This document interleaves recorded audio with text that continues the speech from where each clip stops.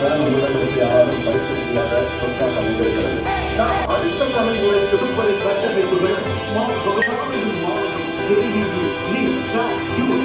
போன்ற நுழைவு தேர்வுகளில் வெற்றி கொள்வதற்கான பயிற்சிகளும் வழங்கப்பட்டன. உயர்கல்வி நிறுவனங்களில் சேர்க்கை பெற்றுள்ள மாணாக்கர்களுக்கு படித்தன்மை பரிசாக வழங்கி வாழ்த்துமாறு மாணவர் தமிழ்நாடு முதலமைச்சர் அவர்களை அன்போடு கேட்டுக் கொள்கிறோம்.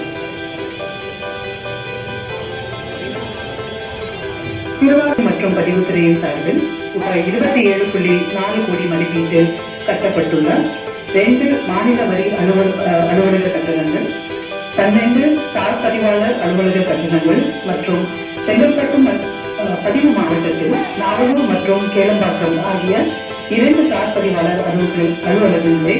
காணொலி காட்சி வாயிலாக திறந்து வைக்குமாறும் மாண்புமிகு தமிழ்நாடு முதலமைச்சர் அவர்களை பணிவுடன் கேட்டுக்கொள்கிறேன்.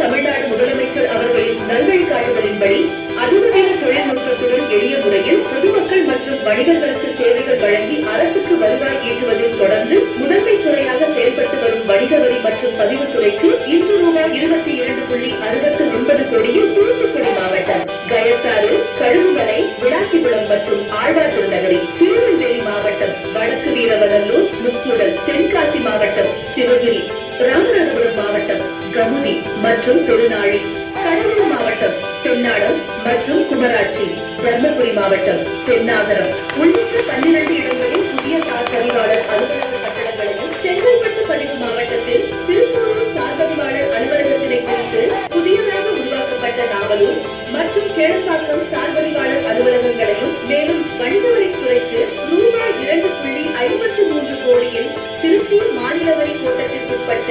தாராபுரம் வணிக வரி அலுவலகம், ரூபாய் 1.82 கோடியில் திருநெல்வேலி மாநில வரி கோட்டத்திற்குட்பட்ட சங்கரன் கோவிலில் அனைத்து வசதிகளுடன் கூடிய புதிய வணிக வரி அலுவலக கட்டடங்களையும் திறந்து வைத்த மாண்புமிகு முதலமைச்சர் அவர்களுக்கு வணிக வரி மற்றும் பதிவுத்துறை சார்பாக நெஞ்சார்ந்த நன்றிகள்